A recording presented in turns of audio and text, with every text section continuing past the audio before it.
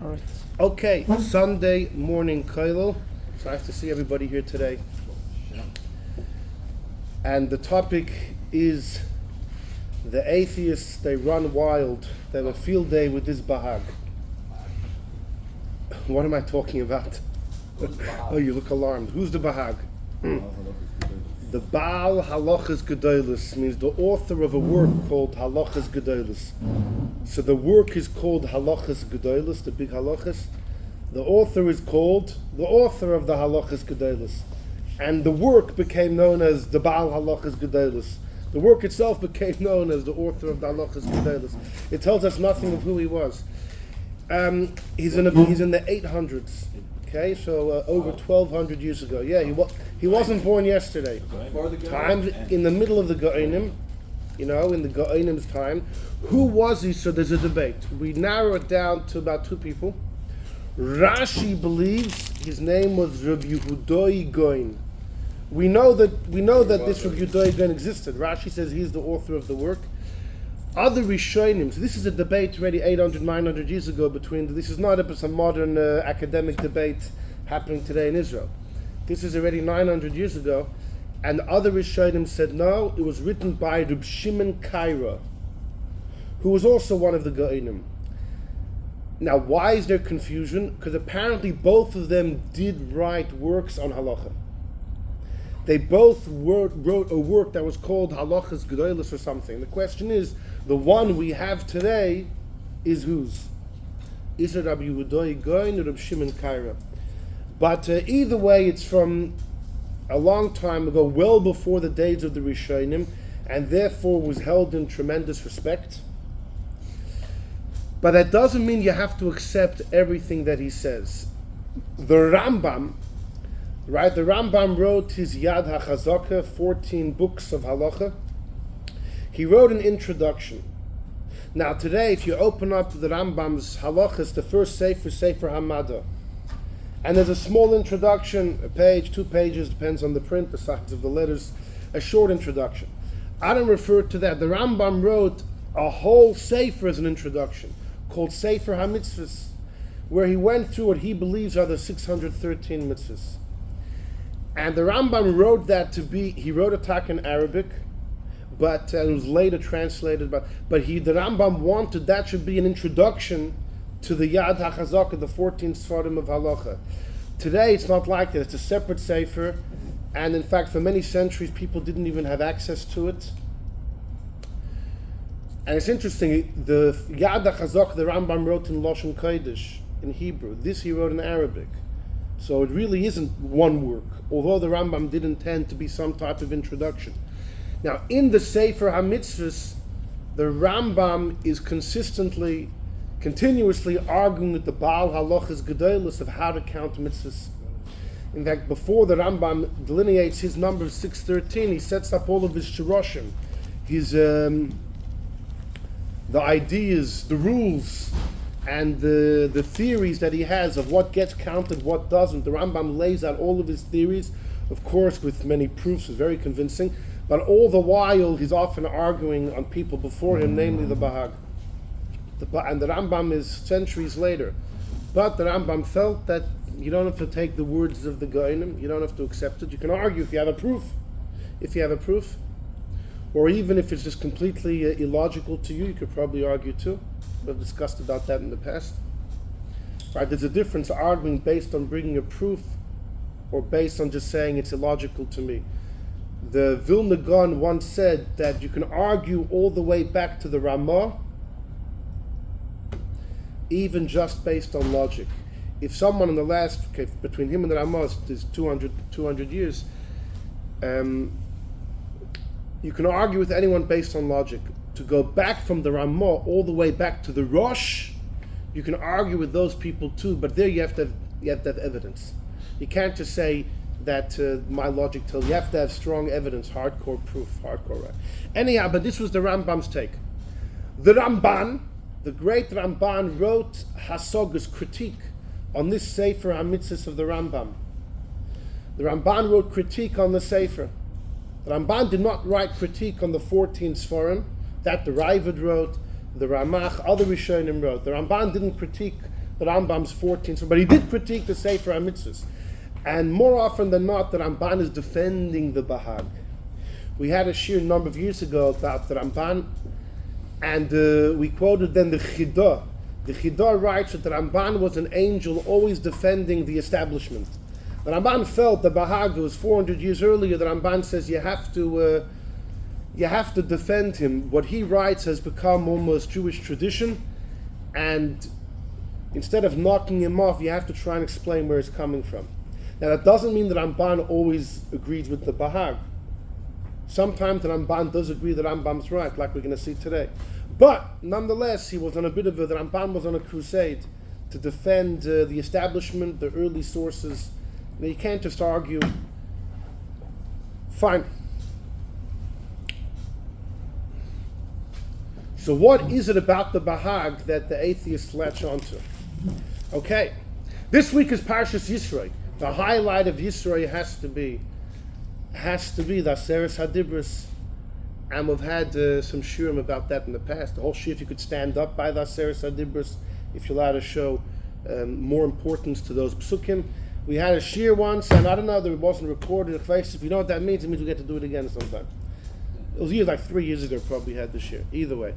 But this topic we haven't done before today is fresh, certified fresh, and although the topic has been around ever since, and that is there a mitzvah to believe in God?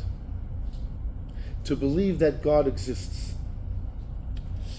So, the Aseres HaDibros, Anochi Hashem Elokecha, is the beginning, the first dibur.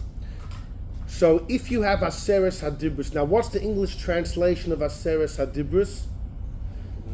Is 10 commandments accurate? It's completely not accurate. There's more than 10 commandments.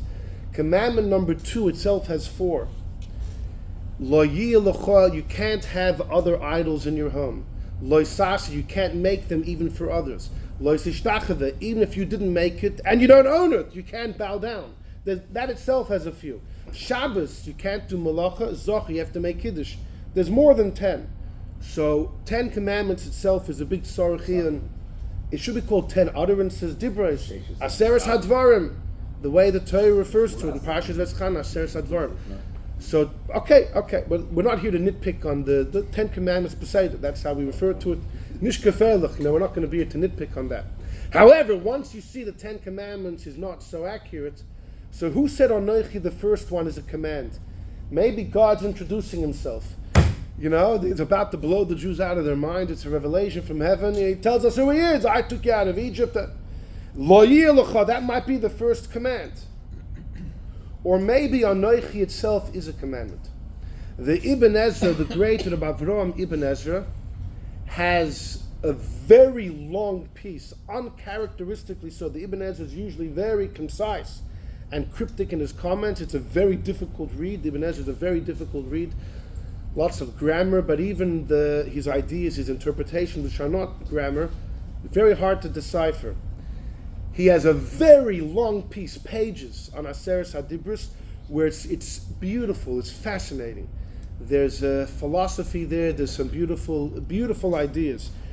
And in it, Ibn Ezra discusses the debate. He says there's a machlokes. If Anochi is considered a command, and the end he believes it is. Although he says the other 9 are an offshoot of the first, he still believes the first is considered one of the commandments.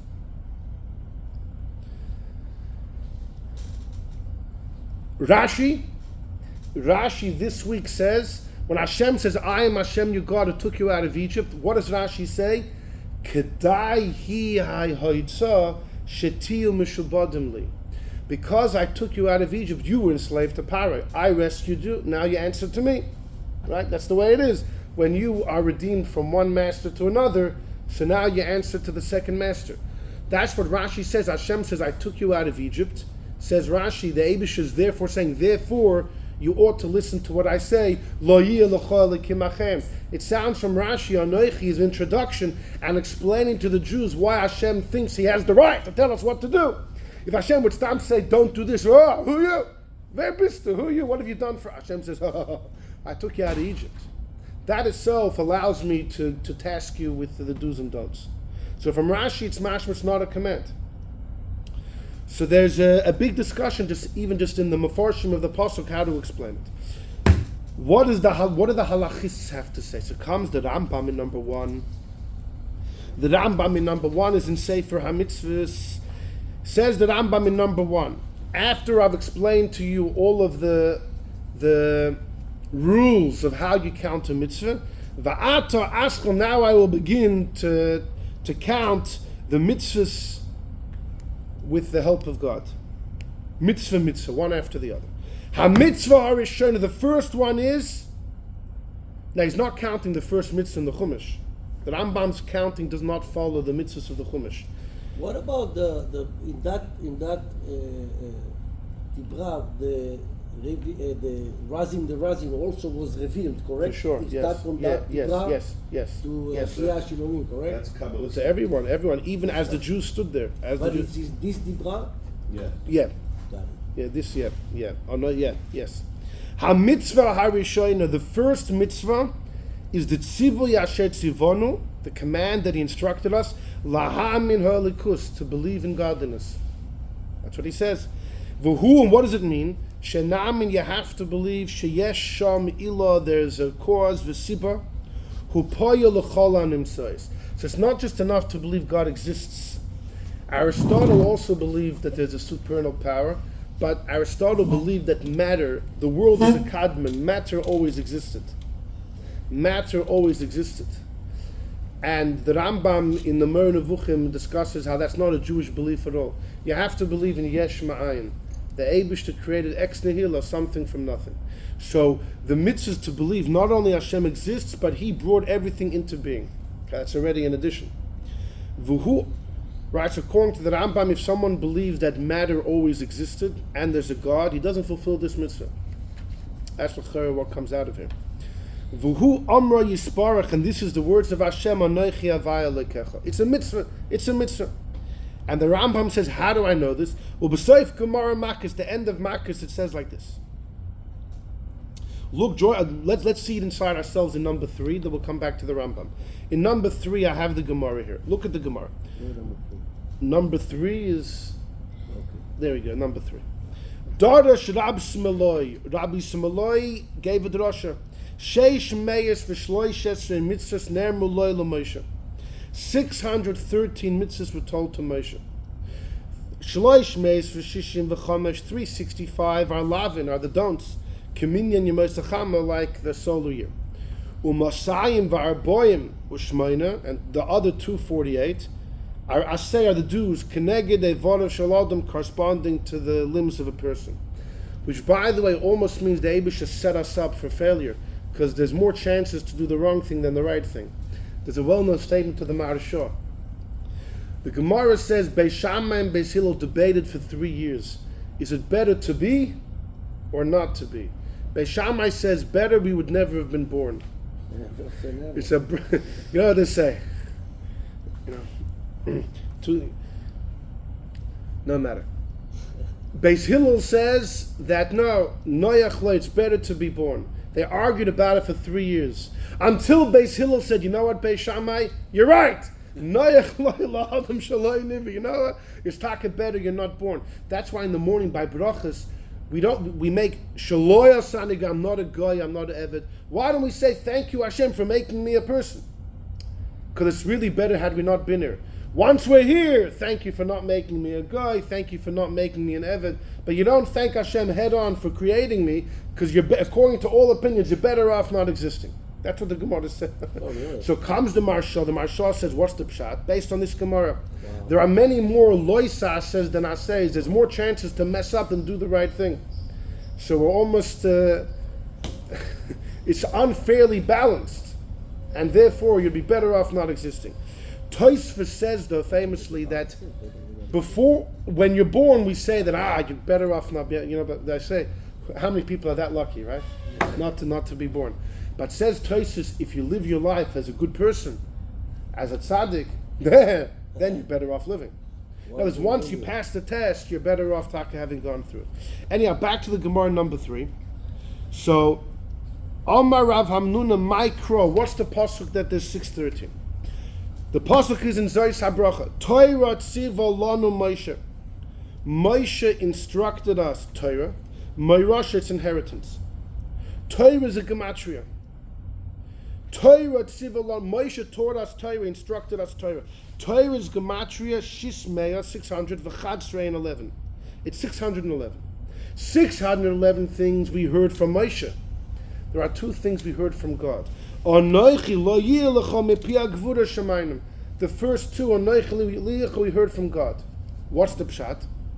In the Aseres HaDibros, the first 2 is Hashem talking to us. I am Hashem, your God. I don't have other gods while I'm around. But the other Dibros, it's Moshe saying, don't say Hashem's name in vain. It doesn't say don't say my name. It's Moshe speaking to us. All the other 611, Moshe passed on information to us. The first 2 we heard directly from God. That's why the grammar of the first 2 is Lashon Noichach. It's God speaking directly to us. So Torah Tzivalanu Moshe taught us 611. Gematria Torah. There were 2 others we heard from God is 613. Oh, wow. So what do you see from this Gemara? Anoichi is one of the 613. It's black and white. Yeah. So says the Rambam, back to number 1. In the 5th line of B'Soif Gemara Makis, the Rambam says, Amr, it says, Tar Yag with the 613 mitzvahs were told to Moshe B'Sinai. Mikra, and what's the pasuk? Torah tziv alanu Moshe Koloimar, the minion of Torah 611. Vehikshu al zeh. The Rambam learns that the Gemara is a question answer. The Amr that how'd you get 613? Torah begematri hachi havoy is Torah 613. It's 611. And the answer was here when we read the Gemara, we just read it as a statement. The Rambam punctuates it as a question and the answer, but the pshat remains the same. The question was, how do you get 613? There's only 611. And the answer was, Anoichi v'lo are the extra 2. Those mipi agvurishim, I heard them from God. They're the missing 2.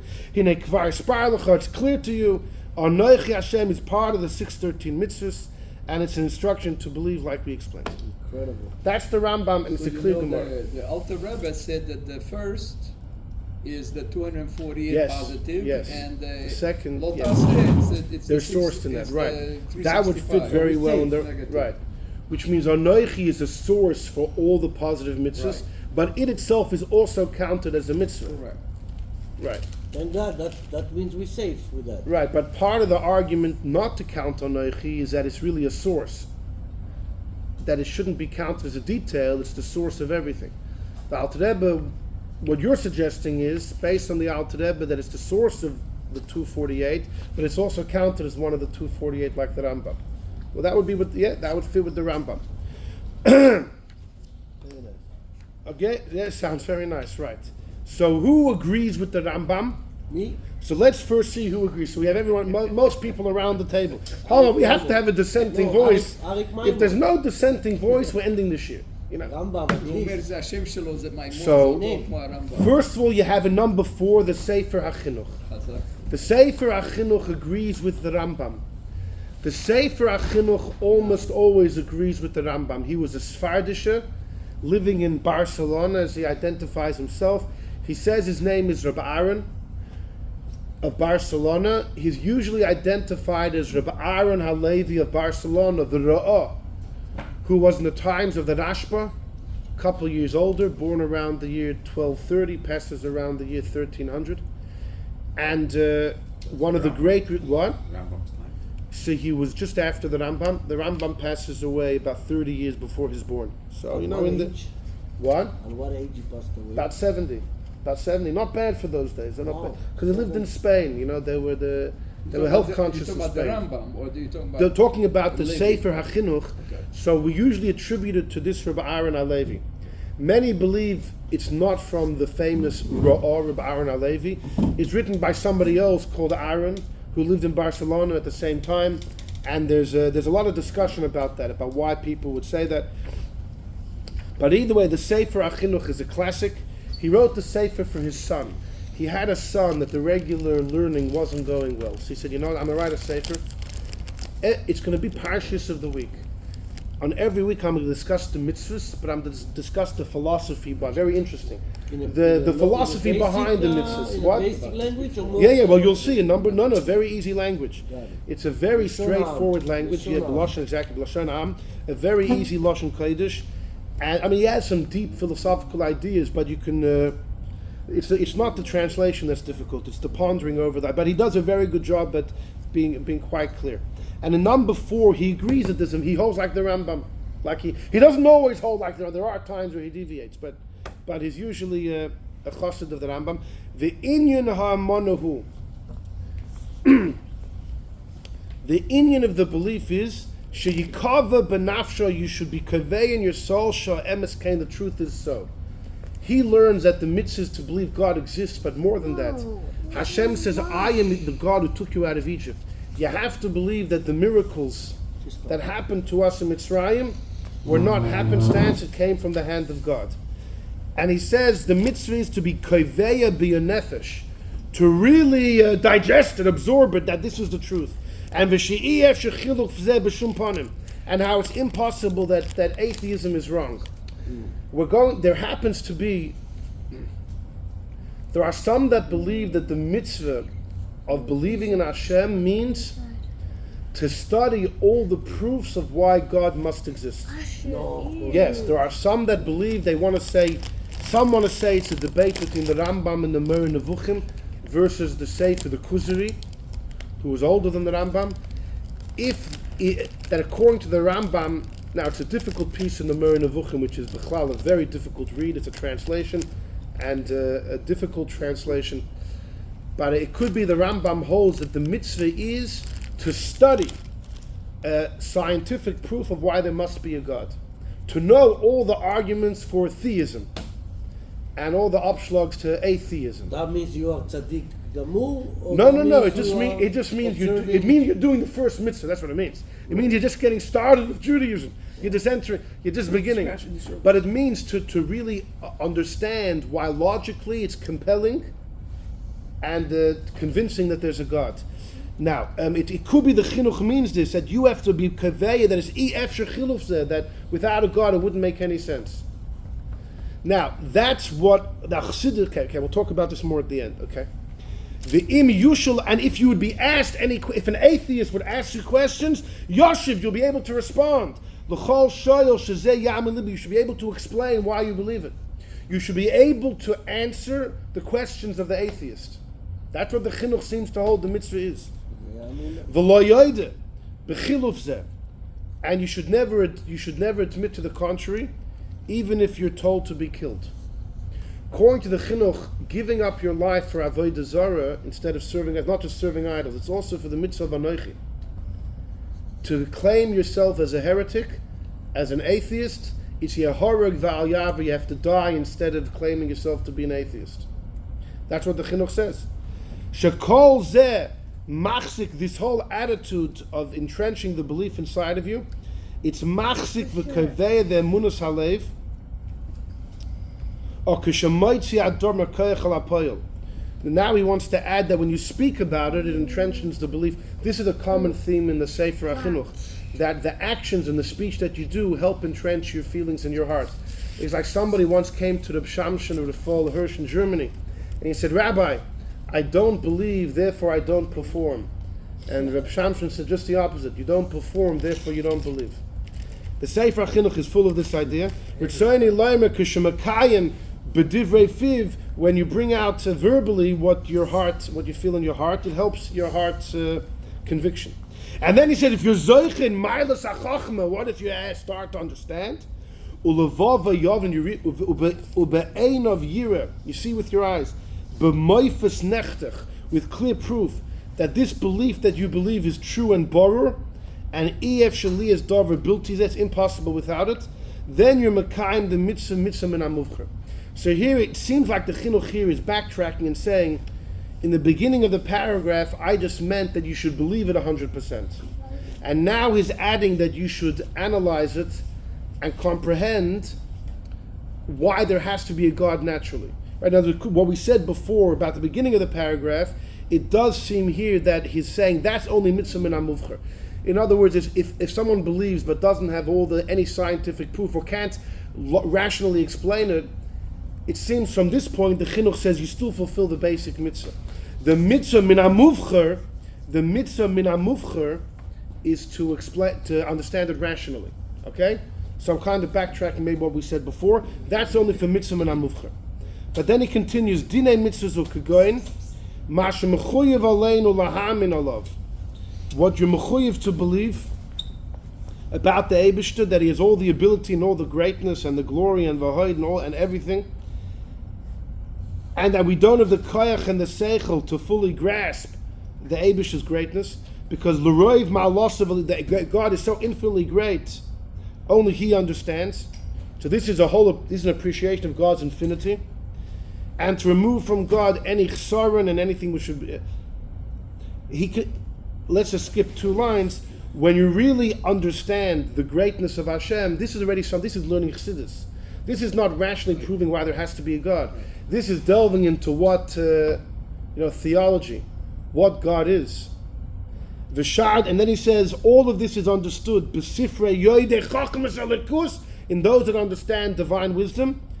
Fortunate are those that merit, he says, then you're mekayim mitzvah al burya. Then you really fulfill the mitzvah properly. So, according to the Sefer HaChinuch, there's 3 stages. The first one is the emunah, to entrench the emunah in your heart. Stage 2, mitzvah muvcher, is to logically be compelled and convinced why there has to be a God. Point number 3 is to delve into what God is, into the divine. So that's the Sefer HaChinuch, fascinating. Who else agrees that there's a mitzvah to believe in God? In number 5, the Semag, the Sefer Mitzvahs Gadol, Reb Moshe Mikutzi. Reb Moshe Mikutzi, Kutzi's in France. He's in the 1200s in France. He was part of the famous debate in 1242, famous debate in Paris between some of the Baalei Tosfos and the Christians, and it went down south. The Christians claimed victory. They probably claimed victory before the debate even began, and they burnt 24 wagon loads of Sfarim. Some Yidden were punished. It was horrible. So he was there. He says the mitzvah rishayna, you know what the first mitzvah is? It's a mitzvah saseh, to believe. Now look what the Semag says in number 5. You know what the mitzvah is? To believe that the same being that gave us the Torah on Har Sinai through Holy Moses, He is the God who took us out of Egypt. The mitzvah is to believe that which divine entity gave us the Torah, the same one that took us out of Egypt. And that's why it says when Hashem gave us the Torah, I am Hashem who took you out of Mitzrayim. The mitzvah is to believe I am the same God who took you out of Egypt. Some understand what the Semag means is the mitzvah is to believe that Torah comes from heaven. Some Mefarshim quote the Semag as saying the mitzvah is not to believe God exists. The mitzvah is to believe that the Torah has a divine source. The truth is, if you look at the Semag's word, it doesn't seem that's what he's saying. A close reading seems what he's saying is the Jews could have thought there's 2 entities in heaven. There's the one that broke the nature in Mitzrayim, and there's the one that gave us the Torah. The mitzvah is to believe Hashem Echad, there's one God. The same one who gave us the Torah is the one who took us out of Egypt. Which means the mitzvah is really to unify God, which the Rambam holds is mitzvah number 2. Hashem Echad, mitzvah number 2. That God is one entity. Some say that's what the Semag holds, that the first mitzvah is God is one entity. And there's lots of discussion in what the Semag is saying. He's definitely not saying the mitzvah is to believe God exists. He's beyond that. The mitzvah is either that Torah has a divine origin, or that all the divine entities the Jews came across in the desert and in Egypt are all one. In number 6, you have the Semak, the Sefer Mitzvahs Cotton. So you have the Semag, the Sefer Mitzvahs Gadol. You have the Smak, the Sefer Mitzvahs Cotton. Who is the Sefer Mitzvahs Cotton? He was a little bit younger than the Semag. They're pretty much the same time in the 1200s. The Smak was a little younger. His name was Reb Yitzchak of Courville, also in France. He says, yeah, there's a mitzvah. But you know what the mitzvah is? So he says, Leda. It's not about believing, it's about knowledge, knowing. And what is it? That entity that created heaven and earth, He is the only entity that rules above and below in the four directions of creation. As it says, I am Hashem your God. So the mitzvah is to believe the God who created the heaven and earth is the only balabos, He's the only one in control. Yeah. So again, that's not Stam Hashem exists. It's much further than that. And he quotes the pasuk of Yadaita Hayoim. You should know today, place on your heart, Hashem Hu Elikim, in heaven and on earth. There's nothing else. And Chacham saying that Ein Oid is Afilu Ba'avir, even in the air. There's nothing else besides God. So not just God exists, but there's nothing else. Now here you could through the eyes of Chassidus, you could ask, does he mean the mitzvah to believe there's no other ruling entity besides God? Or that there's no other existence besides God, right? Yeah. Well, Chassidus would tell us there's no other existence. But without the lens of Chassidus, through the eyes of Halacha, you could say that he means the mitzvah to believe there's no other controlling entity besides God.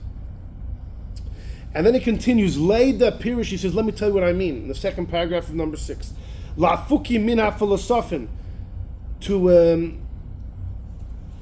exclude and contradict, knock off the false view of the philosophers. They believe the world noyeg me'elav b'mazalos, that the world runs on its own. Ein loy manig v'loy daber, there's no leader to the world. There were groups of philosophers, either atheists that believed that This the is world... in the 1200s? This in the 1200s. Yeah. Saying, who's he referring to? Well, there are those that believe, right, that there's no primordial being at all. Many people today, right? And well, it depends. And right, they jump onto the bandwagon of evolution and the Big Bang, even though Einstein said the Big Bang is an abomination. He believed in the Big Bang is like yesh ma'ayin, there was nothing and then something. Einstein believed in ilah va'olul, and cause and effect, but not in the Chassidic terms, but how just over time things came to be the way they are, which is the theory of evolution, but evolution also starts off with the Big Bang. There are many people today who are great scientists in the study of evolution, but don't want to deal with the Big Bang itself. They don't want to deal with how stage one got started. They'll just, they'll deal, the famous Richard Dawkins, for example, who was a great... Do me a favor, don't even bring up his name, he's the worst of the worst. Okay, fine. But as a kofer, so he's an example of an evolutionary biologist. But But doesn't take... Fine. I'm not defending his views. I'm not defending his views at all. But no, the point is that he doesn't... I'm bringing him up for a purpose. He doesn't want to explain the Big Bang. He'll always say for the Big Bang you have to speak to a physicist of how that... He doesn't take any responsibility for that. It's like Rabbi Yoel Khan used to give the mashal that when the trains... Hold on, listen to this. And while you're listening, you... Right now your blood's boiling. Here, give him a hot drink. It's the hat. Take off your hat. Relax. Take off your watch. Hold on, I'll take your comment in a second. Rabbi Yoel Khan said that when the electric train, right, in the 1800s, or the steam train. And so there were a group of Jews, right? And they sent one of the community members, go find out how this thing works. So the guy gets on a train. He gets on wagon number 10. He sees wagon number 10 is pulled by wagon number 9, so he goes to wagon number 9, number 8. He keeps going forward till he comes to the room of the steam engine. He opens the door, he's completely baffled, he quickly closes it. He comes home, so they say, no, what you see? He says, it's very simple. Wagon number 10 is pulled by wagon number 9. 9 pulled by wagon number 8. It's very simple. And they say, what about the wagon? The way he said, wagon number 1 is pulled by this whatever. They said, but how does wagon number 1 get pulled by this whatever? He says, I explained 9 wagons. You should be happy. 1 wagon, I don't know. So you have these evolutionary biologists, they'll explain everything all the way back to the Big Bang itself. You can't ask me. Ich bin kein physicist. I'm not a physicist. Don't ask me. Don't bother me with kashas. So forget the Big Bang for a moment, because that has nothing to do with evolution. And so you brought up evolution, and you brought up a person who is as flawed as Bahag can be, and I'm going to tell you very simply why. Okay. The number one biggest problem with Darwinian evolution is that there have never been found an example of a mistake. If they say that it's the survival of the fittest, for instance, why do we have why do most animals have four limbs instead of 5 or 7 or 8? So you would have to see, in order to come to that point, you would have to see attempts at other things that did not work out.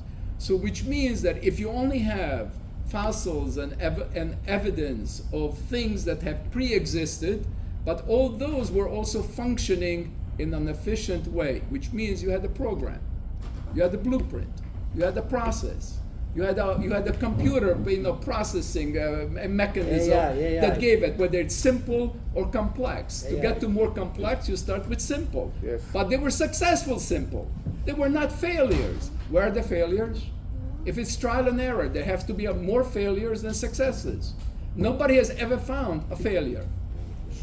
That's the reason why. Just engaged in the Sefer HaChinuch's instruction. Great. No, that was the whole point. Now we fulfill the mitzvah min hamucher. Yeah. Mitzvah al burya of them that learn chassidus to the mitzvah al burya. Anyhow, so okay, fine. So the point is that there were a group of philosophers thousands of years ago that believed that there was a creator.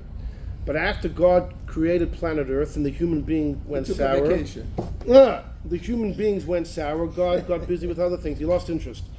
Which means at this point, the world runs on its own. So it could be that the Semag is saying the mitzvah is to counter such an approach. That God is not only the original creator, but consistently, constantly he's the only controller, the only force. Even Kriyas Yamsuf and leaving Egypt and all the miracles that happened, there were those that said it was all b'mazel. It was all by the movement of the stars. Either God never existed or he did and then he lost interest in the world. And he says the mitzvah is to believe that they're liars, but rather the Eibishter runs the world completely b'ruach piv. He always did, he always will, it's only him. He took us out, and that's also why Hashem said, I took you out of Mitzrayim. I'm the guy that's calling the shots. I took you out of Mitzrayim, I did the wonders. And he quotes a Gemara in Chulin that even today nobody ever bangs their finger down here unless it was so decided in heaven. The Smak actually adds one more paragraph, which I don't know, which is the Gemara in Masechta Shabbos says after 120 go upstairs, God asks you, Tzipisa Yeshua, did you anticipate the redemption? It's a question God puts to every Jew after you go upstairs. The Smak asks, how could God ask us such a question? Where in the Chumash did he ever tell us you have to anticipate the redemption? So the Smak said it's this mitzvah. When Hashem says, I am Hashem who took you out of Mitzrayim, he's telling us, I am the God who took you out of that exile. I am the God who will take you out of all exiles. That's part of the mitzvah. Part of the mitzvah is to believe that Eibishter will continuously be the one to take us out of all exiles, including the last one. That's it. And that's why when you go above, they're going to ask you, did you fulfill Anoichi? Did you await for Mashiach? So waiting for Mashiach is the first mitzvah in the Torah according to the Smak. Fine. So these are opinions that believe that there is a mitzvah. What exactly the mitzvah is, we have a difference of details. So we have the Rambam, the Chinuch, the Semag, the Samak, the Kuzari, Rabbi Yehuda Alevi in the Kuzari, he believes that there's a mitzvah. So who disagrees? So go to the top of the page, number 2, the Ramban.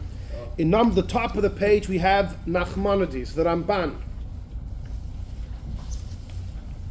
Samad 9. Number 2 at the top. The Ramban, in his critique on the Ramban says in number 2, V'im kol zeh, even after seeing the Rambam, I saw the Baal Halachas. Top of the page, number 2, top of the page. I saw the Baal Halachas, says the Ramban, if you open the Baal Halachas Gedolos, the Bahag does not count a mitzvah to believe in God. Lo yimna oisa mitzvah b'chlal taryag. The Bahag holds that in the 613 there's no mitzvah to believe in God. There's no mitzvah to believe in God. There's no mitzvah to believe in God. So which one we taking? Rega. Savlanut. Says the Ramban, but in lo yilecha, which is the second one, Minias Rabbis, all of a sudden there the Bahag has many commands. Because lo yilecha, you can't own idols. Lo sasa, you can't make for other people. Lo sishtachva, you can't bow down. Lo you can't serve them. There's a difference of bowing down versus serving them. Hishtachavo, bowing down, is a biblical prohibition, and it carries punishment if it's any to any avodah zarah in the world, even if that particular avodah zarah is not supposed to be prostrated to. Even if bowing down is uncommon to that particular idol, nonetheless, bowing down is it's for God and it's universal, right? Whereas loisa of them is a different prohibition, that any particular deity cannot be served in its unique fashion.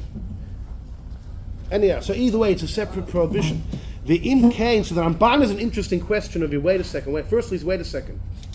If lo yilacha has 4 mitzvahs, so how many did we hear from God? If you count on Noichi, we have 5. So 608 from Moshe, 5 from God. The Ramban has this question. Not the opposite. No, do 611 plus 5.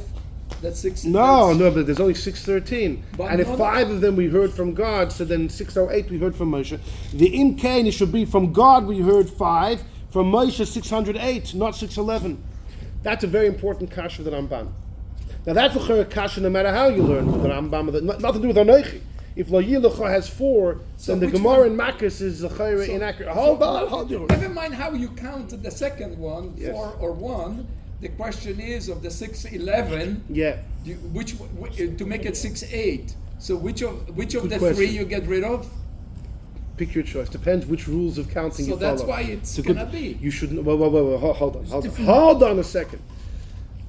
The Ramban discusses maybe there's actually more than 613 mitzvahs. That's what I'm saying. That's why it's. Rabbi Yehuda ibn Bilam, one of the Rishonim, believes there's actually more than 613. He says Rabbi Similoi was one opinion, but the consensus of almost all the other Rishonim that there are 613, and you have to play around logically, compellingly, with evidence about what you do count, what you don't.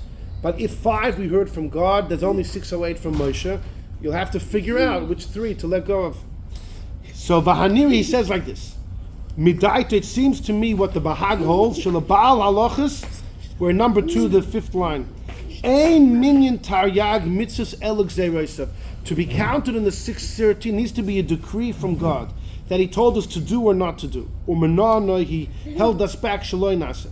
But believing in the existence of God, which He made it known to us by His miracles and wonders, by revealing the Shekhinah to us, that's not a command. That is the source of everything. That's the shayrish. From there the mitzvahs are born. It can't be counted amongst them. Because God's existence is the source of everything, of the reason why there's religion, it's not counted as part of the religion. It prefaces the religion. And then he says, I have a raya. Says that Ramban. What's his raya? V'umaymer chacham, it's a raya from Medrash.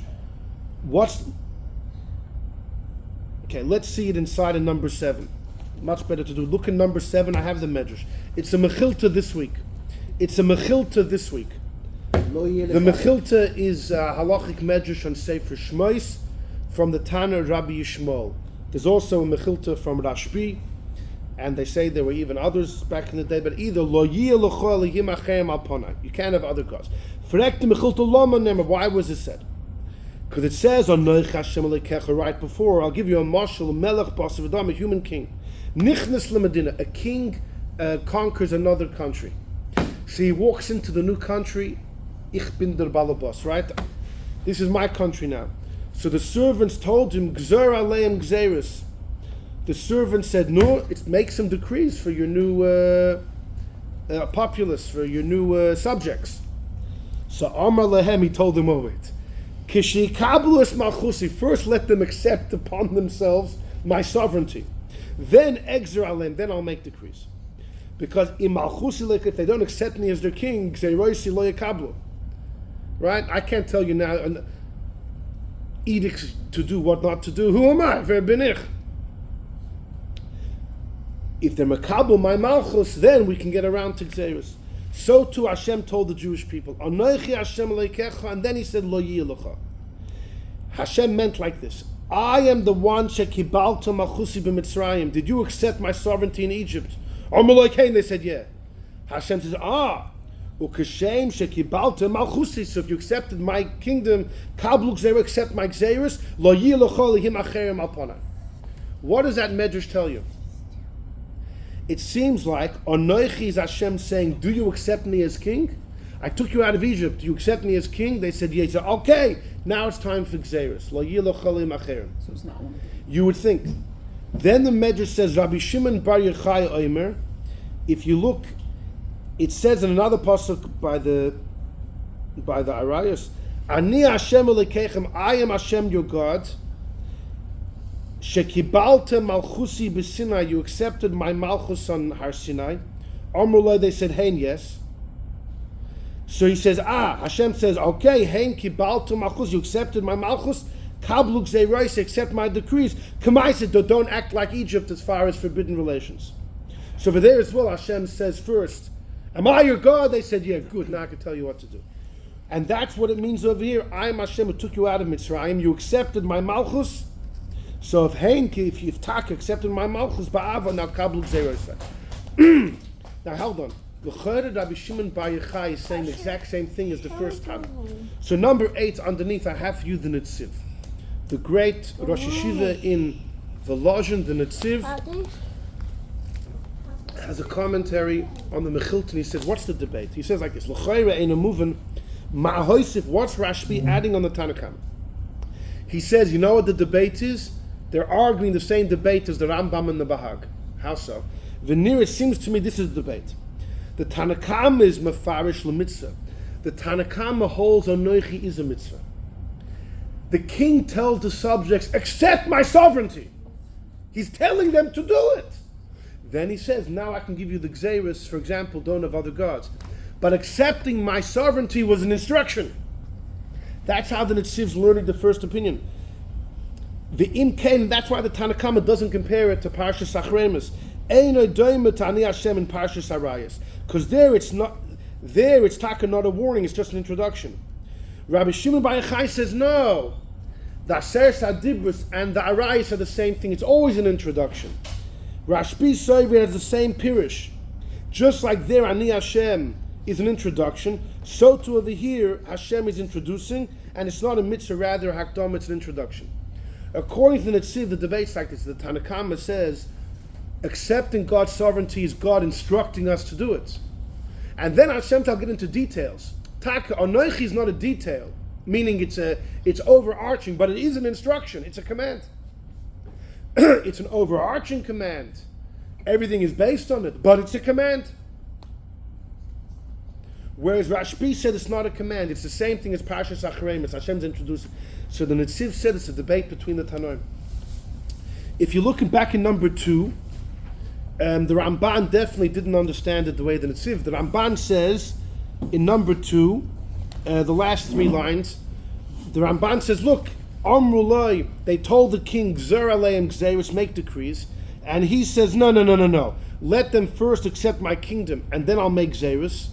Says Rambam, what do you see from the Mechilta? Kabbalas hamalchus inyan bifnei atzma, accepting the sovereignty is one thing, and the mitzvahs hanigzoris me'ita yis'ala, and the other commands are inyan acher. The Ramban apparently disagrees with this idea of the Netziv. The Ramban says the first opinion as well, with the mashal of the king, is clearly differentiating between Makabel, the kingdom of God, versus the specific commands. And therefore it does not get counted in the 613. Yeah, you have to do it. In that we'll agree to them, yeah, you have to do it, but it's not counted in the 613. What's Rashbi adding? How does he explain? He doesn't explain what Rashbi is adding. If you go back to number 7, Lo yelecha Elokim achirim. Yes. Al panai. Yes. So there is a difference. There's a huge difference, because why do you have to add al panai? Because the point here is don't dilute, because it's one thing they say that you're accepting me as God, but then you say don't bring others to dilute. Exactly. So it's in a sense it bridges both opinions, because on the one hand you say the first part, Lo yelecha Elokim achirim. Is that the first mitzvah? That's straight part. Or the second mitzvah? Al panai is the mitzvah. The first one is not. Al panai is telling me where and when you can't have other gods. At any where time. and when. Al panai, wherever I am, whenever I am. But I'm everywhere. Right, so that's exactly what God means. So that's Therefore, what I'm you saying. can't escape it. No, but the question is, do we call it? Do we count it as a mitzvah or No, not? lo yilecha is for sure counted. The question is only about the first one, anoichi. The debate is only about anoichi. Okay. Yeah. Let's just get that clear. The debate is only about anoichi. So it's very interesting.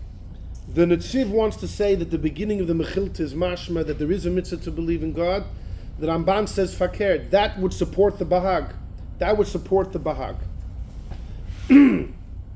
So who else believes like the Bahag, that there's actually no mitzvah to believe in God? It's not one of the 613. Incredible. It's bechla. Someone can study all 613 mitzvahs and you believe in God. Well, you know what? I never thought about that. It's like Reb Sadia Gaon, who was after the Bahag, also Reb Sadia Gaon does not count. Reb Sadia Gaon wrote a poem going through all the mitzvahs. He doesn't count there the mitzvah of Anochi, believing in God. And after the Reb Sadia Gaon and the Bahag, there are two prominent players on their team, two prominent Sephardic philosophers. One is well known, the Abarbanel. The Abarbanel has a lot to say about this. But before him, Reb Chistoi Kreskas. Reb Chistoi Kreskas is alive in the end of the 1300s. He was a student of the Ran, Rabbeinu Nissim. Rabbeinu Nissim was the leader of Spanish Jewry, you could say. And he was an incredible halachist and also a philosopher. And he passed his way in the 1370s. And I like to say poetically, he had three major students. I'll tell you why it's poetic. One of them was the Nemuke Yosef, Rabbi Yosef Chaviva. Another one was the Rivosh, Rabbi Yitzchak Bar Sheshes. And the third is Rabbi Chizdoi Kraskas. The Rivosh was a halachist, as was the Nemuke Yosef. Rabbi Chizdoi Kraskas was a philosopher. The Ramban was mostly halachist. He was partially philosopher. It expressed itself in his three main students. Two of them were halachists, one of them was a philosopher. Reb Chistoi Kraskas, during the 1391 pogrom, we spoke about this in the past, when tens of thousands of Jews were massacred in Spain, he was like the Rebbe who took care of the Jews in the following years. He had an only child that was murdered during the massacres in 1391. He writes about it. But then apparently he remarried and had some more children. And he was a Rebbe, also a big philosopher, the Ikrim, the Sefer HaChinuch. Anyhow, Reb Chistoi Kreskas has a Sefer Ur Hashem. He was a major philosopher. What made him unique amongst other Jewish philosophers is that he was not a fan of Aristotle. Yeah, different Rambam and other philosophers before Reb Chistoi. My Zayd Oliver Shalom was he loved Reb Chistoi Kreskas's philosophy. I remember him laughing. He says, "Oh, you think you?" My Zayd is telling us, "You think you have bechira chofshus? You think you have free will? Wait till you see what Reb Chistoi writes about free will." What? You know what Dawkins says about free will. An atheist doesn't believe you have real free will. You're pre-programmed. It's just how you're made up. But a believer believes that if God put you here, the whole purpose would be if you have true free will. Nonetheless, some of the great philosophers, Reb Chistoi as well, is very unsure about how true free will actually is. And let's leave that for now, because it's a complicated topic and I have no clarity in that. We don't have a shir. What? It's a dangerous topic. Still waiting to which one to choose, the first or the second. We got to stay till the end. Okay, well, we're moving. Reb Chistoi Kraskas is one of the main proponents that there's no mitzvah to believe in God. And he explains his rationale, very simple. In fact, the Tzemach Tzedek actually quotes it in his in a mimer in Derech Mitzvah. He quotes the rationale of Reb Chistoi Kraskas. Reb Chistoi says like this. What does the word mitzvah mean? A commandment. Commandment, that means there's a commander. If you say there's a commandment, believe in God, you have to do the mitzvah to believe in God. Well, the moment you say the word mitzvah, you're assuming there's someone who gave you the mitzvah. Yeah. Right? It's prerequisites. It's a prerequisite. It's like there's a mitzvah to believe. If I don't yet believe in God, so why should I fulfill the mitzvah? Who gave me the mitzvah? Exactly. The moment you mention that there's a mitzvah, it means someone gave you the mitzvah. So then you're already assuming there's a God. That's why you're fulfilling the mitzvah. So it doesn't. You're already fulfilling. Right, acknowledge. In other words, if you're ready to fulfill the mitzvah, that means you want to fulfill the will of who gave you the mitzvah. Okay, what do you want me to do? Believe in me. Well, the moment I was listening to what the mitzvah is, because I believe in you. Anyhow, so the Chistoi therefore says it's completely illogical that it's counted as a command. Not because it's unimportant, because of how important it is. It's interesting. There's a big debate between the Rambam and the Ramban if there's a mitzvah every day to daven biblically. The Rambam holds there's a biblical mitzvah to daven every day, once a day. It's a Megillas Esther not bound by time. It's once every 24 hours. Women are chayiv in the mitzvah. It's a biblical mitzvah. Tefillah. Davening, litpalel, tefillah ktsara, once a day. The Ramban says no. Davening is rabbinic. There's no obligation biblically to daven. And in Chassidus it says, what's the explanation of the Ramban? Like, religion and prayer is the yesod of religion. How could it not be a mitzvah? So we say exactly because it's a foundation, it's not counted as a command. What's the explanation? There are 365 gidim, sinews in a person, 248 limbs, corresponding to the mitzvahs. Do you know that the spine is not counted in the 248 limbs? The spine is not one of the 248. You know why? Because it's what holds the body. It's not a limb of the body. It is the body. It's the structure that holds the whole body together. It doesn't get counted as a specific limb. It's the yesod. So the Alter Rebbe and the Mittel Rebbe and different Mamorim say that's pshat in the Ramban. The Ramban says the 613 mitzvahs correspond to 613 parts of the body. But the essential, the structure of the spine doesn't get counted. That's what davening is. Where does it say that it's counted or not counted? Who counts them? The Rambam, in one of his mitzvahs, counts it. V'avadatem es Hashem alikechem. So if you're holding the Rambam... 48, he says arm, leg... Oh, no, not that. No. I'm talking about the limbs, How do you get But that? if we're holding the Rambam, But that's based on... what the Rambam said, it's once a day, every 24 hours. Yeah, He left the yeah. world with that fact. He left the world with lots of facts, yes. But that's one of He them. did not retract. There are some things. I just go There by are the some Rambam- things the Rambam retracted from. This is not one of them. Anyhow, I'll show you maybe the mind Really? later. Anyhow, so here's the thing. Yes or no? So you have Reb Chistoi, Kraskas, the Abarbanel, Reb Sadyugon, the Bahag, all saying there's no mitzvah. On the other hand, you have the Rambam, you have the Chinuch, the Semag, the Samak, and the Kuzri and others who say that it is. So we had this Mechilta that we brought. This Mechilta, right, the Ramban says seems to very clearly prove, like the Bahag, accepting God's Malchus comes way before the Gzeris. It's something else completely. There is a very important commentary in the Rambam called Yad HaMelech. Who's the Yad HaMelech? The Noide B'Yehuda Rabbi Cheskel Landau had a son by the name Rabbi Cheskel Landau. Was in the 1700s in Prague. He had a son, Rabbi Yisrael, who had a son, Rabbi Lozer Landau. Rabbi Lozer Landau, who became a big rabbi in a number of cities, in Lvov and in Brod. And the truth is, when he was in Brod, he had some strong head-to-heads against some of the big guns there. Rabbi Ephraim Zalman Margolis, he had a big head-to-head against him, and Rabbi Shlomo Kluger. It was fierce, and it got personal, apparently. We once had a shir about, they had a big debate. There was a guy who was dying on second day Shavuos, and he was about to pass away without any kids, and then his wife would have to do chalitza with his brother, and he didn't want his wife to have to go through that. So he wanted to write her a get, that she would be divorced. But he didn't know if he was going to make it to the day after. So the Yad HaMelech, Rebbe Lozer Landau, allowed him to write a get, second day Yom Tov.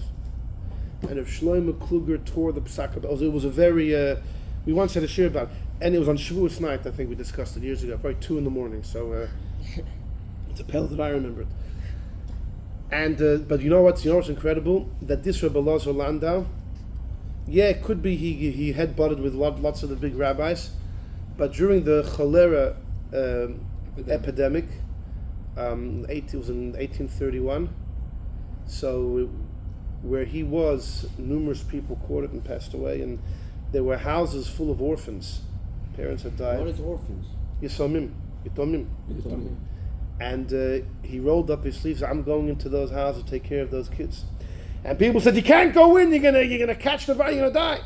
He said, "These kids don't have parents." He says, "I'm the rabbi." He says, "Who's gonna take care of these kids if not me?"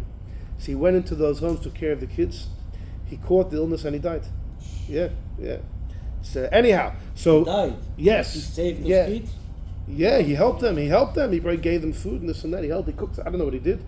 But he said, "Listen, this is my responsibility." He said, "I have to go into those homes." And he knew what it would cost him, and he paid. And when those kids, pekuach nefesh for those kids. He's saying, "You got to take care of yourself. Not only the rabbi of the city. It's your kids. It's your kids. Who wouldn't do it for their own kids?" Anyhow, so in his Sefer Yad HaMelech, he's on the Rambam. The Rambam in the beginning of Yad HaChazaka, Hilchas Yisoidei HaTorah. The Rambam writes, there's a mitzvah in HaTorah to know that there's a God, etc. And the Yad HaMelech says that no one says where the Rambam got it from. The Rambam in his halachas writes the same thing he says in Sefer HaMitzvahs, but he doesn't quote there the Gemara in Makkas. The Rambam just says there's a mitzvah to know that there's a God, and he puts everything into being, and everything needs him, he doesn't need them, etc., etc. Gives some details. Megillas Esther, mitzvahs essay, says the Yad HaMelech, I'm looking in the Mefarshim, no one tells me where the Rambam got it from.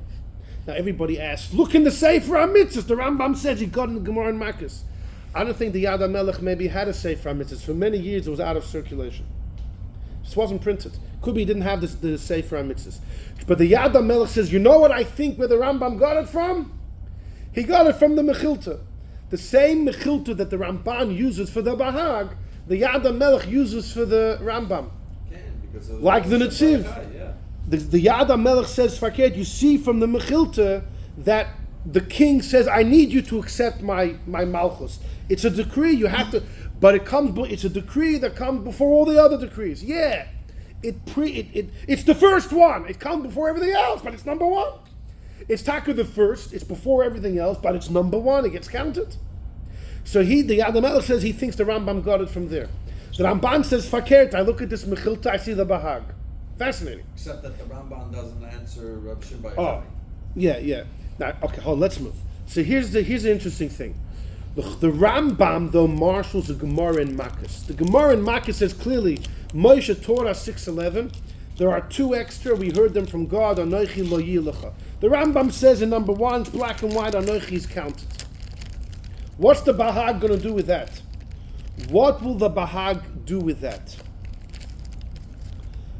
So, the Bahag says, or I should say, the Ramban says on behalf of the Bahag, the Ramban writes on behalf of the Bahag that, you know what the Bahag can do to the Gemara in Makkas?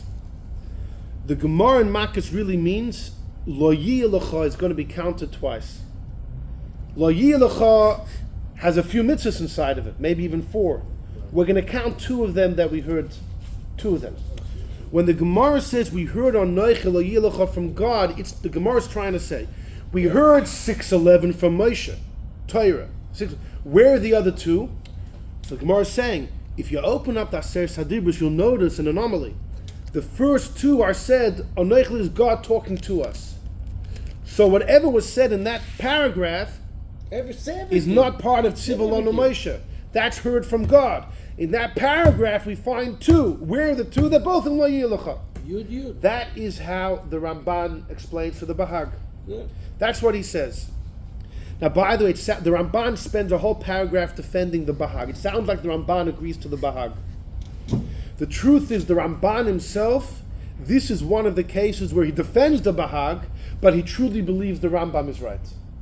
Not just that, the Ramban writes, not only there's a mitzvah, always. What's the point of all these contradictions? Bruchim Aboim, welcome to the Sunday shift. Welcome to Torah.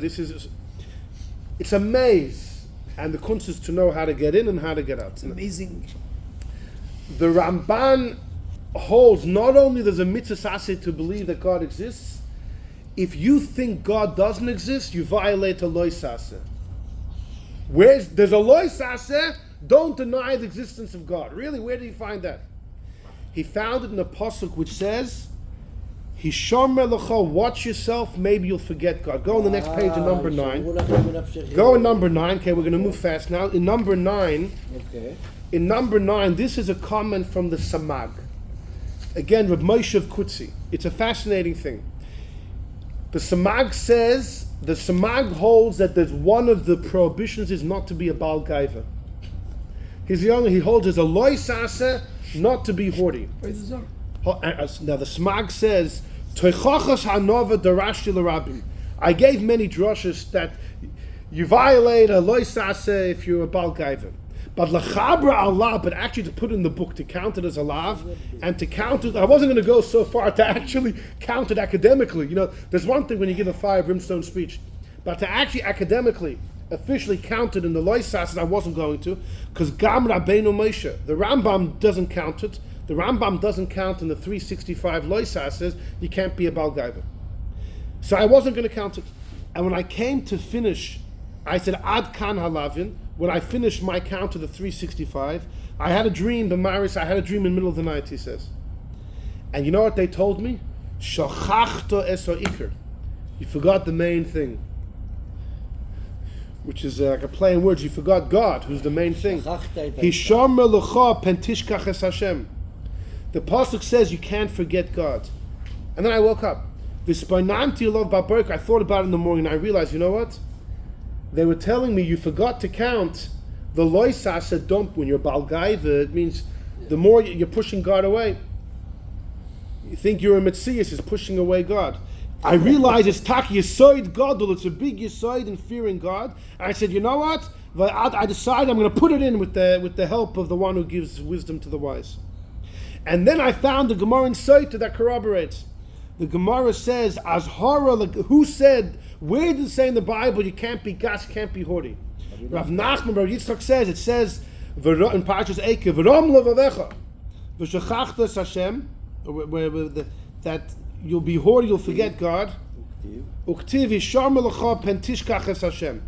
Watch yourself, you may forget. So what do you see from here? Having gaiva, rom levavecha, will cause you to forget God. And then it says, watch yourself lest you forget. And don't you know what Rabbi Loi says? Whenever it says Hishomer or pen or al, it's a mitzvah loy saseh. If the Torah says Hishomer, watch yourself, or pen or lest or al, don't, it's a loy saseh. So when the pasuk says you'll be hoardy and you'll forget God and watch yourself, maybe you'll forget, it's telling you there's a loy saseh to be hoardy. So he counts that. And the Rebbe wanted a whole farbrengen why the Rambam Daka doesn't. And the Rebbe says according to the Rambam it's part of the loy saseh of Avodah Zarah. Fine.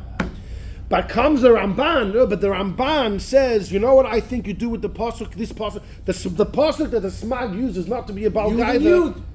Hisham Melecha, watch yourself. No, the Ramban says it's a loy saseh not to forget the existence of God. The Ramban says there's a loy saseh.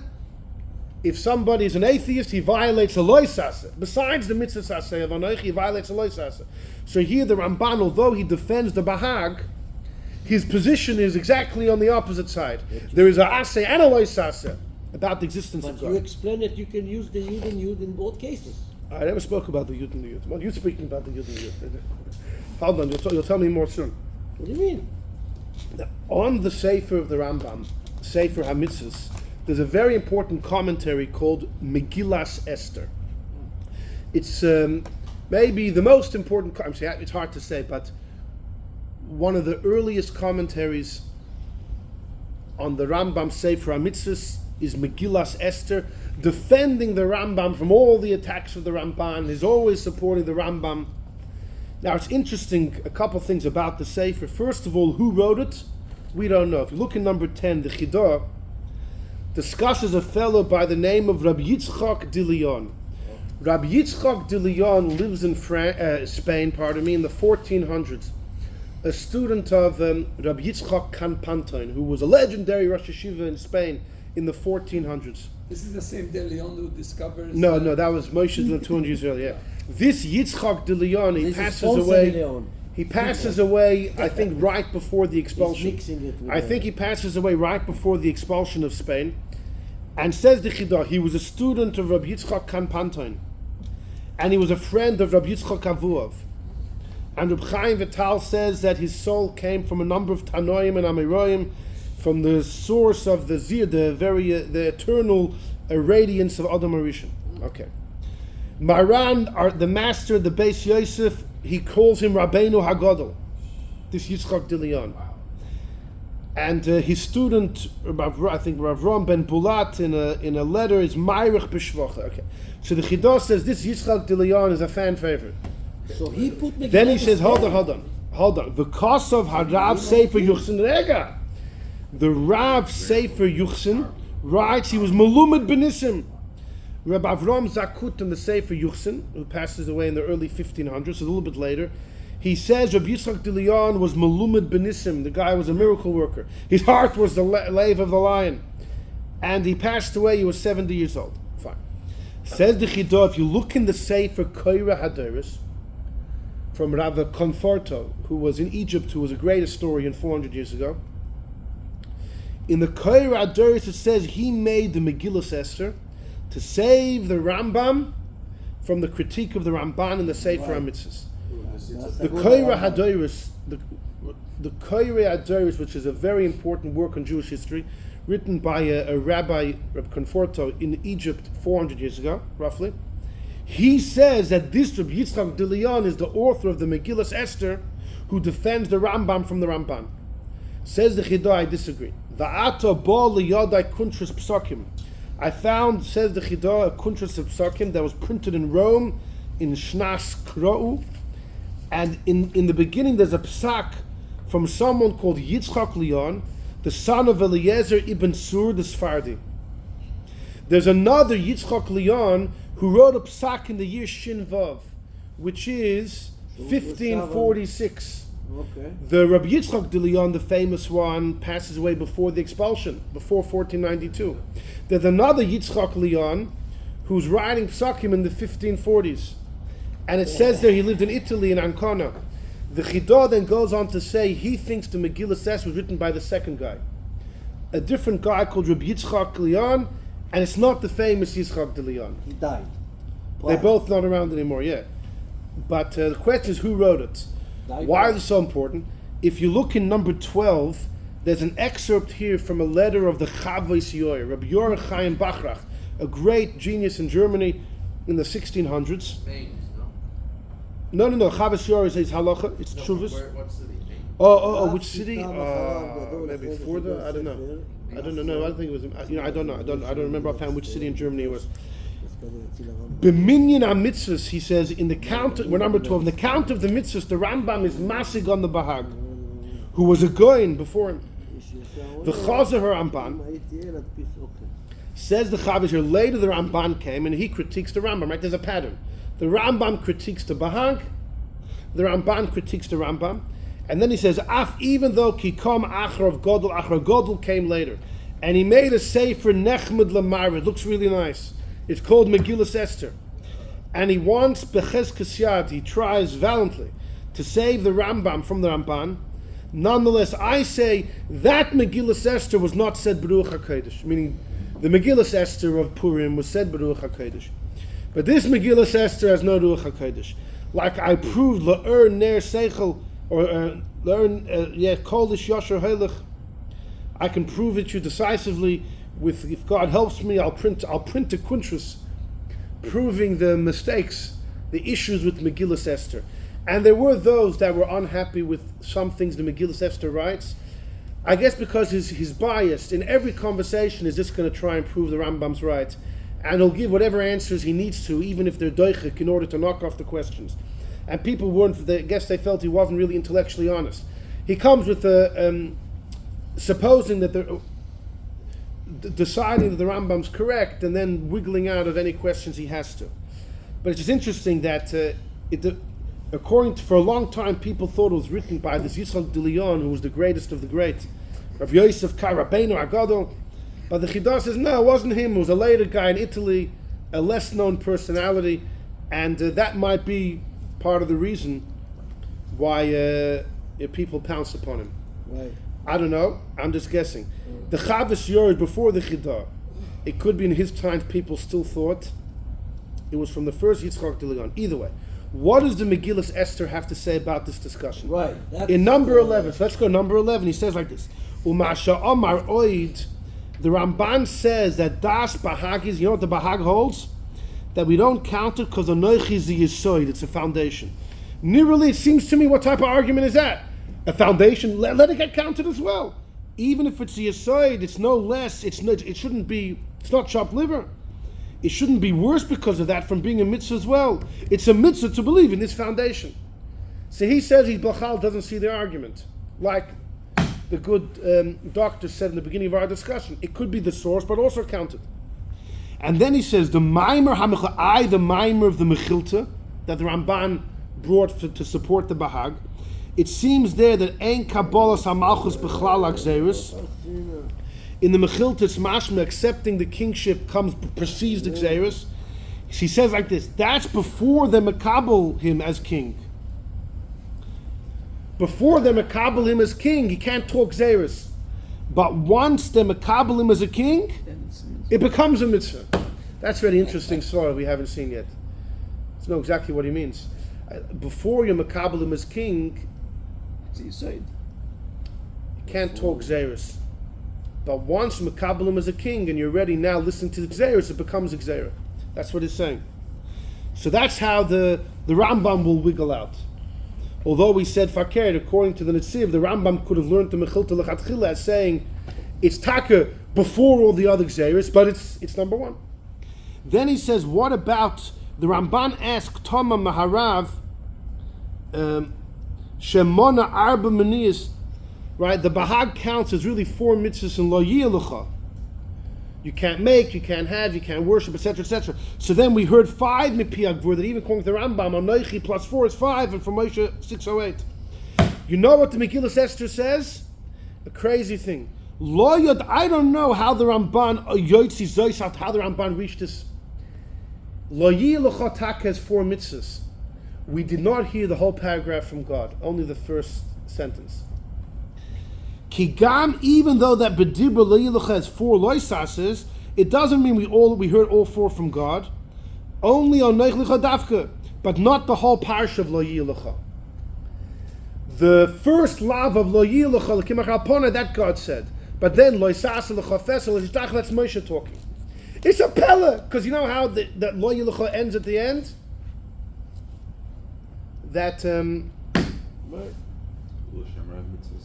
it's Hashem speaking. Well, yeah. Okay. It's the Eibush still talking, but he's not. The Abarbanel says the same thing. You have to say that the last. Where's the Chumash? So you don't have to.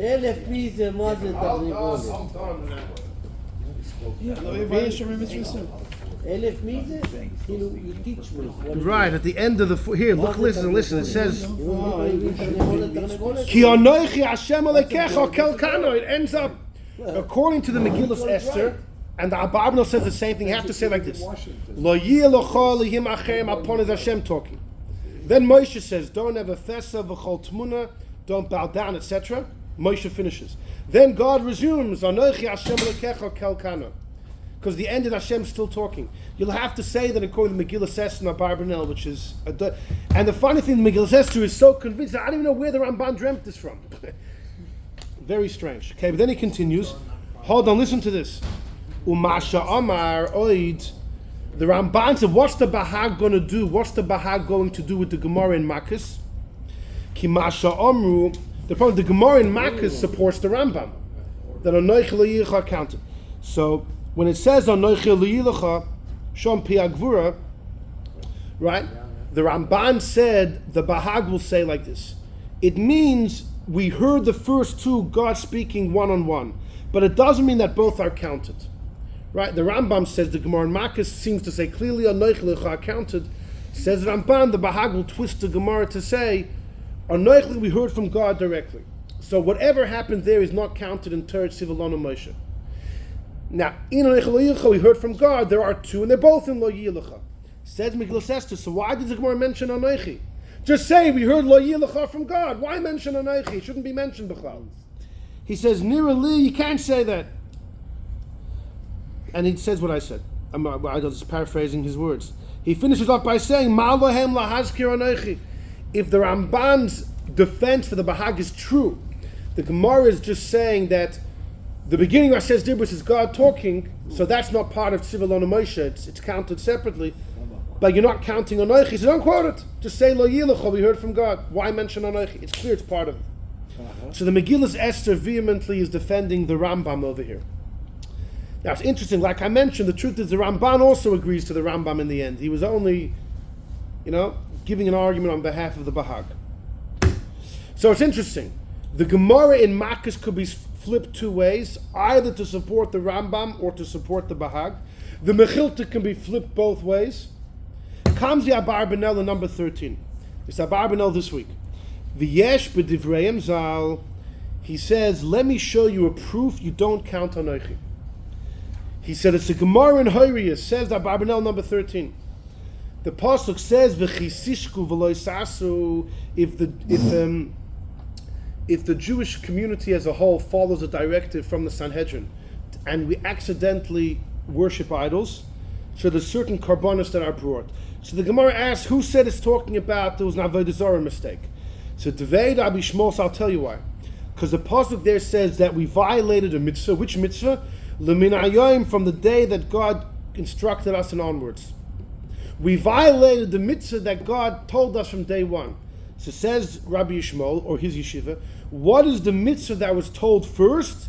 Heva'oim rezu avodah zarah. It's a Mefurish Gemara. The Gemara says, what is the first mitzvah we was told? Avodah zarah. Says Abarbanel, if Anochi is a mitzvah, so Avodah zarah is number 2.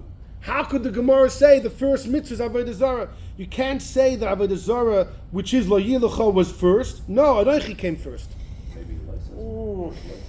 Okay, so the Abarbanel says that this Gemara to him is a proof you don't count it. And then he says, you should know I gave a long drush about this in my Sefer Rosh Emunah,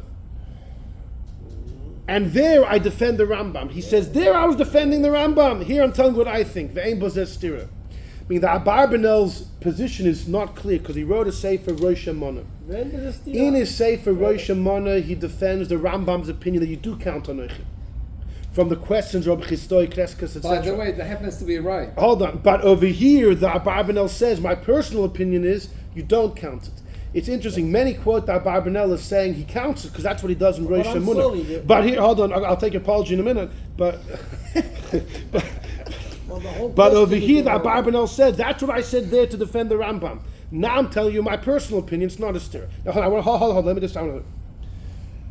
You should know, the Megillas Esther also quotes this Gemara, and he says, Fakert. This Gemara proves like the Rambam. Why? Because if you look in Rashi on Horiyah, you know what Rashi, I don't have it on the page, but Rashi says, what does the Gemara mean? That the first mitzvah ever given was Avodah Zarah? Rashi says, Anochi and Lo Yilecha are telling you don't believe in other gods. Right. According to Rashi, Anochi doesn't just mean God exists, it's that God's the only God. If you serve idols, you violate the mitzvahs essay of Anochi and the Lo Yisasev Lo Yilecha. But that's so hold on. So all the way. So, Yeah, exactly. You're right. 100%. Oh, that's not. Yeah. Yeah, 100%. You're right. So the Megillas Esther, I don't have on the page. The Megillas Esther quotes this Gemara. He doesn't quote it from the Bahag. He quotes the Gemara, and the Megillas Esther says, "Fakert." Look at Rashi. Rashi clearly explains that Anochi is also part of this. Says Megillas Esther, why is Rashi throwing in Anochi? He says because Rashi holds like the Rambam, Anochi is a mitzvah.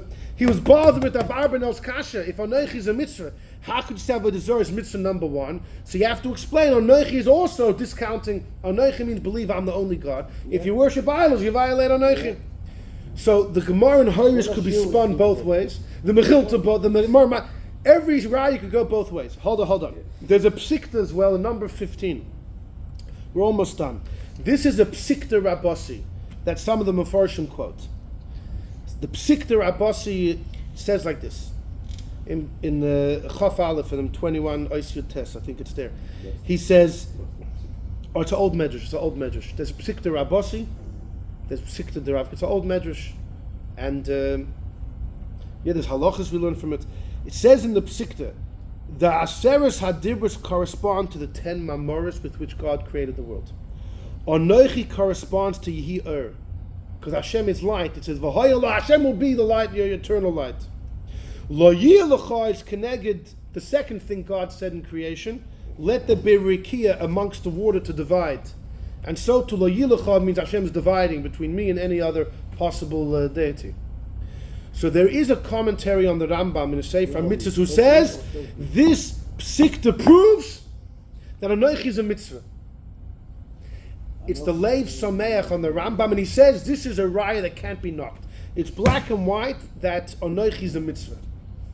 So others, they look at the psikta and they say, what? That's why you kept it what? at the end. What? The 10 Mamoros are connected, the 10 Dibros. That's why you kept it at the end. Yeah, Anoich is a Dibur. But who said it's a mitzvah?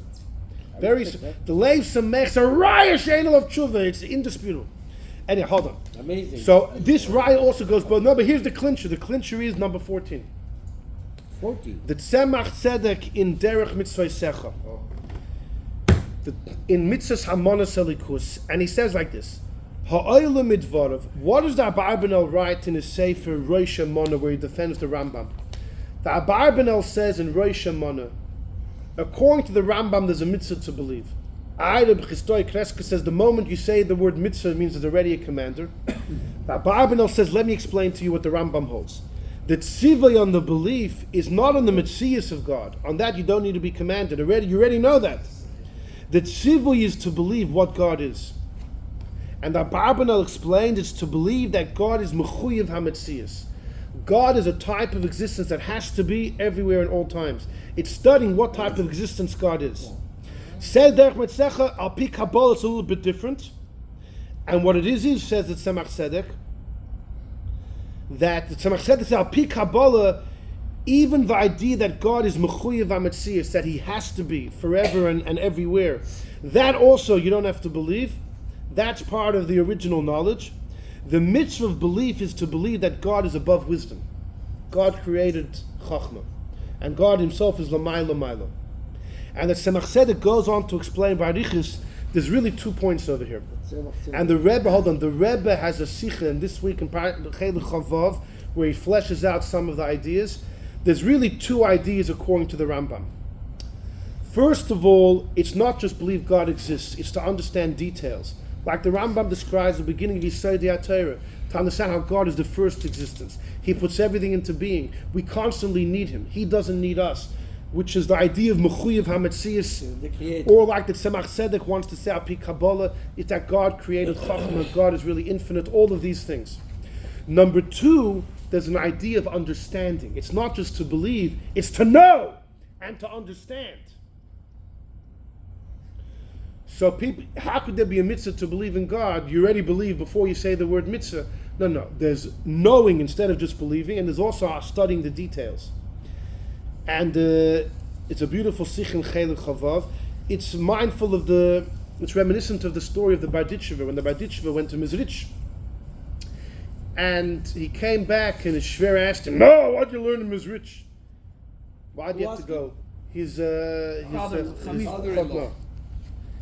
And he asked him, "What did you learn in Mizrich?" He said, I learned there's a God." So the father-in-law pulls over his maidservant, and he asks her, "Who created the world?" She says, "God." He tells Barditchever, this non-Jewish maidservant knows. That's why he went to Mizrich. And he responds, "No, she says there's a God. I know there's a God." Okay. There's a difference between Emunah and Yediyah, and also the fact that the Yediyah is not just on that God exists, which could be, we discussed about understanding all the scientific proofs why there needs to be a God, and all the holes in atheism. But it's also understanding, studying, like the Sefer HaChinuch says, the mitzvah al-burya, to understand what the mitzvahs of God is as much as we can.